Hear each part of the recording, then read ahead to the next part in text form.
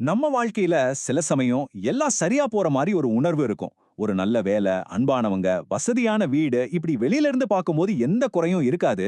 ஆனா நீங்க தனியா இருக்கும்போது மனசுக்குள்ள ஒரு சின்ன அமைதியின்மை, என்னன்னு சொல்ல முடியாத ஒரு வெற்றிடம் இருக்கிறத உணர்ந்திருக்கீங்களா?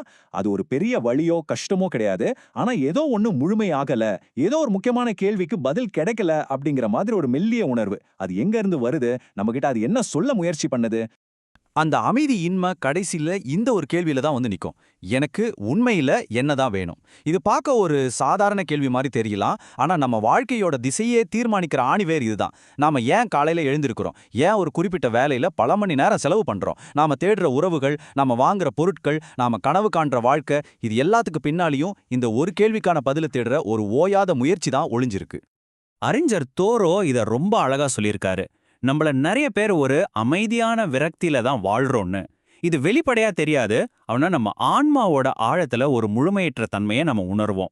ஏதோ தப்பா இருக்குன்னு உள்ளுக்குள்ள தெரியும். ஆனா அது என்னன்னு நம்மால சரியா சுட்டிக்காட்ட முடியாது.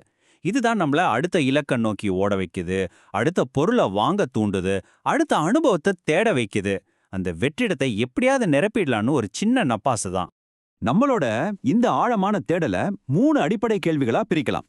நான் யார்? இந்த வாழ்க்கையோட உண்மையான அர்த்தம் என்ன? அப்புறம் எனக்கு என்ன வேணும்? இதுல மொத 2 கேள்விகளும் ரொம்ப ஆழமானவ, தத்துவார்த்தமானவ. அத பத்தி யோசிச்சாலே மனசு கொஞ்சம் மலைச்சு போகும். அதனால இயல்பாவே நம்மில் பலரும் அந்த பெரிய கேள்விகளுக்கு விடை தேட இந்த 3வது கொஞ்சம் எளிமையா தெரியிற கேள்வியிலிருந்து தான் நம்ம பயணத்தை ஆரம்பிக்கிறோம்.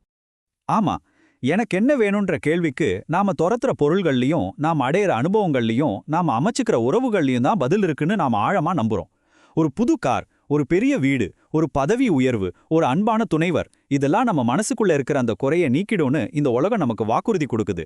அந்த வெற்றிடத்தை நிரப்ப நாம முழு நம்பிக்கையோட வெளியுலகத்தை நோக்கி ஓடுறோம். அந்த வாக்குறுதி ஒரு நாள் கண்டிப்பா நிறைவேறும்னு நம்பி. ஆனா ஒரு சுவாரஸ்யமான விஷயம் என்னன்னா, நம்மளோட இந்த ஓட்டத்த, இந்த தேடல பல்லாயிரம் வருஷத்துக்கு முன்னாடியே நம்ம முன்னோர்கள் ரொம்ப தெளிவா ஒரு வரைபடம் மாரி போட்டு வச்சிருக்காங்க. அவங்க மனுஷனோட எல்லா ஆசைகளையும் 4 பெரிய பிரிவுகளுக்குள்ள அடக்கியிருக்கிறாங்க. அதுதான் அர்த்தா, அதாவது பாதுகாப்பு, காமா, இன்பம், தர்மா, அறம், அப்புறம் மோக்ஷம், விடுதலை.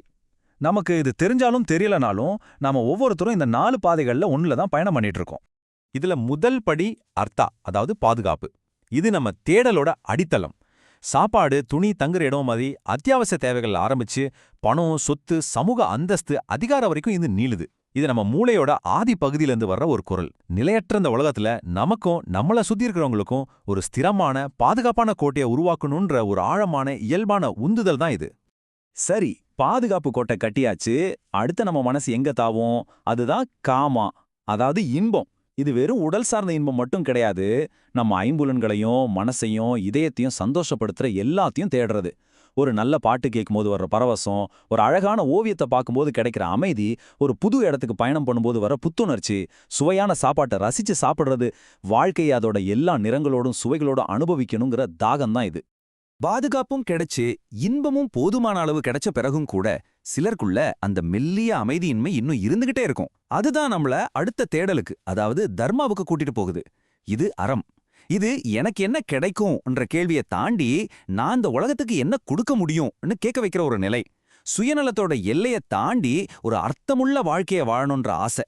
அறவழியில நடக்கிறதால கிடைக்கிற மன அமைதி, ஒரு நல்ல உலகத்தை உருவாக்குறதுல நானும் ஒரு சின்ன பங்கு வைக்கிறேங்கிற பெருமிதம், இது நம்ம வாழ்க்கைக்கு ஒரு நோக்கத்தையும் ஆழத்தையும் கொடுக்குது.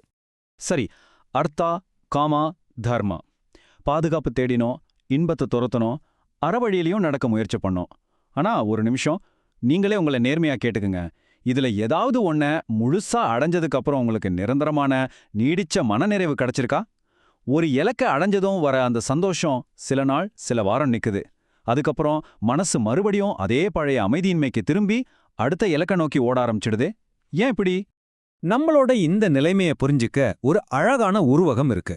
பாலைவனத்துல தாகத்தோட அலையிற ஒருத்தர் தூரத்துல தெரியற காணல் நீரை நிஜமான தண்ணின்னு நம்பி தன்னோட கடைசி சக்தியை திரட்டி ஓடுற மாதிரி நாமளும் வெளியில இருக்கிற பொருள்களை துரத்துறோம். அது நம்ம ஆன்மாவோட தாகத்தை தீர்த்துரும்னு முழுசா நம்புறோம். ஆனா ஒவ்வொரு தடவையும் அது பக்கத்துல போக போக அது வெறும் மாயேன்னு உணர்ந்து ஏமாந்து போறோம்.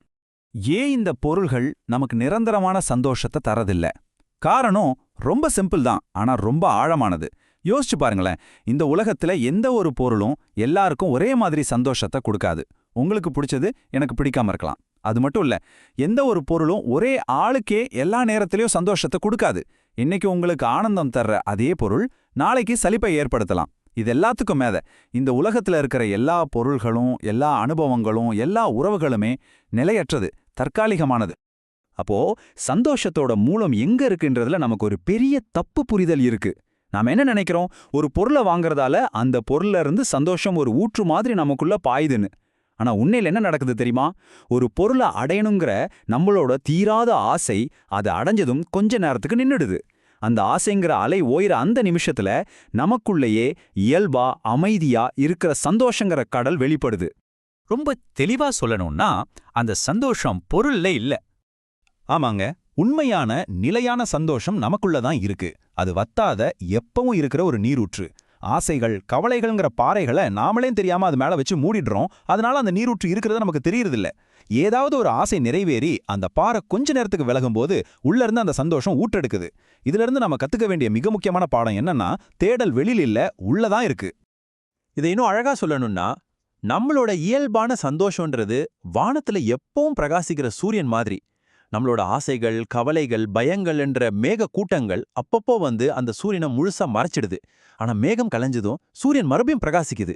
இங்க முக்கியமா கவனிக்க வேண்டியது, சூரியன் புதுசா அங்க வரல, அது எப்பவுமே அங்கதான் இருந்துச்சு. அதே மாதிரி சந்தோஷன்றது நாம தேடி கண்டுபிடிக்க வேண்டிய ஒரு புது பொருள் கிடையாது. அது நம்ம கிட்ட மறைக்கப்பட்டு இருக்கிற நம்மளோட இயல்பு. அப்போ நாம இங்க சந்தோஷம்னு பேசுறது ஏதோ ஒரு பொருளை வாங்கும்போது வர்ற அந்த தற்காலிகமான ஆரவாரமான பரவச உணர்ச்சி கிடையாது. அது ஒரு நிலையற்ற உணர்ச்சி, சீக்கிரமே மறைஞ்சிடும். நாம பேசுற உண்மையான மகிழ்ச்சி என்பது எந்த ஆசையும் இல்லாம மனசு முழுசா அமைதியா இருக்கிற தருணங்கள்ல நாம உணர்ற அந்த எல்லையில்லாத சுதந்திரமும் ஆழமான அமைதியும் தான். அது ஒரு பரபரப்பான உணர்ச்சி இல்ல, அது ஒரு ஆழமான மனநிறைவு. இந்த புரிதல் தான் நம்ம பயணத்தோட 4வது, அதாவது கடைசி இலக்குக்கு கூட்டிட்டு போகுது. மோக்ஷம், உண்மையான விடுதலை. இது எதையாவது செய்யறதுக்கான சுதந்திரம் இல்ல. அதுக்கு பதிலா தான் முழுமையா இருக்கிறத உணர, வெளியுலகத்திலிருந்து தனக்கு எதுவுமே தேவையில்லைன்ற ஆழமான புரிதல்ல இருந்து வர சுதந்திரம். நாம இதுக்கு முன்னாடி துரத்தின பாதுகாப்பு, இன்பம், அறம், இந்த 3 தேடல்களோட உண்மையான மறைமுகமான இலக்கு இதுதான். ஒரு நிமிஷம் யோசிங்க, வெளியில இருக்கிற பொருட்கள் நம்மளை எப்படி அடிமைப்படுத்துது? 2 விதமா. முதல்ல, அது நமக்கு இல்லாதப்போ நம்ம வெறுமையாவும் முழுமையடையாதவங்களாவும் மதிப்பற்றவங்களாவும் உணர்றோம். 2வதா, அது நம்மகிட்ட இருக்கும்போது அதை எழுந்துடுவோமோன்ற தொடர்ச்சியான பயமும் அதை பாதுகாக்கணுமேன்ற சுமையும் நம்ம தோள் மேல இருந்துகிட்டே இருக்கு. 2 விதத்திலையுமே நம்மளோட இயல்பான அமைதியை இழந்து ஒருவித பதட்டத்திலேயே வாழ்றோம். இந்த விடுதலைக்கான நம்ம ஏக்கம் ரொம்ப இயல்பானது, நம்மளால தவிர்க்க முடியாதது. ஒரு கூண்டுல பிறந்த பறவை அது வரைக்கும் திறந்த வானத்தை பார்க்கவே இல்லைனாலும் அந்த வானத்துல பறக்கணுங்கிற ஒரு விவரிக்க முடியாத உள்ளார்ந்த உந்துதலை உணர்ற மாதிரி நாமளும் இதுவரைக்கும் அனுபவிக்காத ஒரு முழுமையான உள் சுதந்திரத்துக்காக இயங்குறோம். அது நம்ம இயல்பிலேயே ஊறியிருக்கிற ஒரு தேடல். இங்க ஒரு முக்கியமான விஷயத்த தெளிவுபடுத்தணும். இந்த கடைசி தேடல்றது உலகத்தை விட்டு ஓடுறது கிடையாது. அது ரொம்ப முக்கியமான ஒரு புரிதல். இதுக்கு பதிலா, எனக்கு ஏதோ குறை இருக்கு, அதை இந்த உலகம்தான் நிரப்பணுன்ற மனநிலையிலிருந்து உலகத்தோட பழகிறத விட்டுட்டு நான் ஏற்கனவே முழுமையானவன்ற பூரணத்துவத்தோட அடித்தளத்திலிருந்து வாழ்க்கையை அணுகிறது.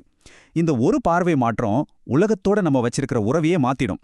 நாம எதையும் நிரூபிக்கவோ எதிலிருந்தும் தப்பிக்கவோ ஓட வேண்டிய அவசியமே இருக்காது.